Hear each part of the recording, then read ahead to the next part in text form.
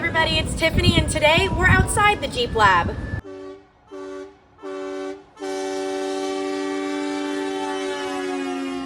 Today I'm here with Harris from Gear America and Marc from the Jeep Lab.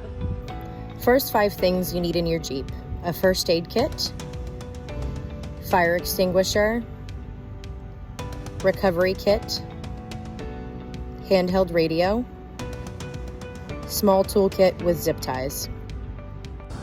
And a couple of tools that we would recommend keeping is probably the first priority is if you have locking lug nuts, you have your key, okay? The other side, sockets. Sockets can be used all over the Jeep, but make sure you have one to get your key off. Always the universal zip ties, different sizes, bigger, smaller, tiny, doesn't matter, always help.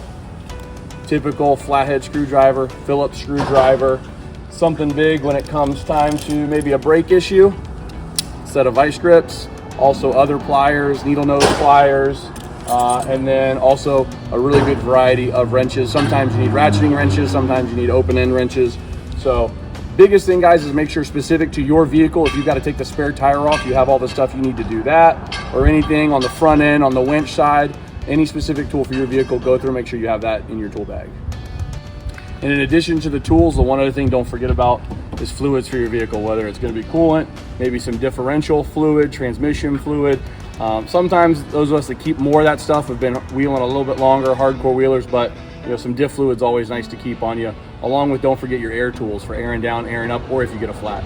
So the biggest thing when choosing a fire extinguisher for your vehicle is making sure you have one with the appropriate size.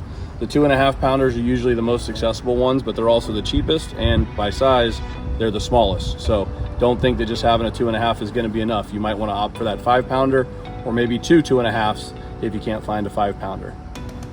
Also, don't forget, before you leave for the trail, make sure that the needle on the gauge of your fire extinguisher is pointed in the green, because fire extinguishers do expire.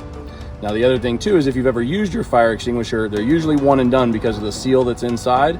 They'll slowly lose their pressurization. So once you use it once, go ahead and find yourself a second one.